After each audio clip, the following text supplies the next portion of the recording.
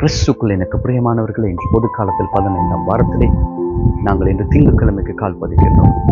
எனக்கு பிரியமானவர்களே, இன்று நாளில் இறை வார்த்தை முகலை மலை நிற்பது இறைவனில் மாத்திரம் விசுவாசம் கொண்டு அவரை அடிப்படையாக கொண்டு வாழ்கின்றவருடைய வாழ்க்கை இறைவன் ஒருபோதும் கஷ்டத்தில் துன்பத்தில் விழவிட மாட்டார்.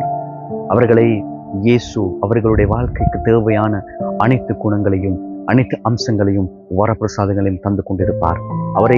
அவருடைய வார்த்தையை ஏற்றுக்கொள்ளாமல் வாழுகின்ற ஒவ்வொருவருடைய வாழ்க்கை அவர்கள் துன்பங்களை, கஷ்டங்களை, துயரங்களை சந்திக்க வேண்டும். அவருடைய வாழ்க்கையிலே அவர்கள் விழுந்து கிடக்கின்ற இடத்திலிருந்து எழுந்து நடப்பதற்கு அவர்களுக்கு பலம், சக்தி, வரப்பிரசாதம் கிடைக்கப்பட மாட்டாது. நான் அமைதியை உங்களிடம் தந்துவிட்டு செல்கின்றேன். அந்த அமைதியை நாங்கள் எவ்வாறு ஏற்றுக்கொண்டு வாழ வேண்டும்? அந்த அமைதியினூடாக நாங்கள் எவ்வாறு இறைவனுடைய வார்த்தையினுடைய வாழ்க்கையிலே அடிப்படையாக கொண்டு வாழ வேண்டும், மைய கருத்தாக கொண்டு வாழ வேண்டும் என்று இறை வார்த்தைகளை அழைக்கின்றது. நாங்கள் முயற்சி செய்வோம்.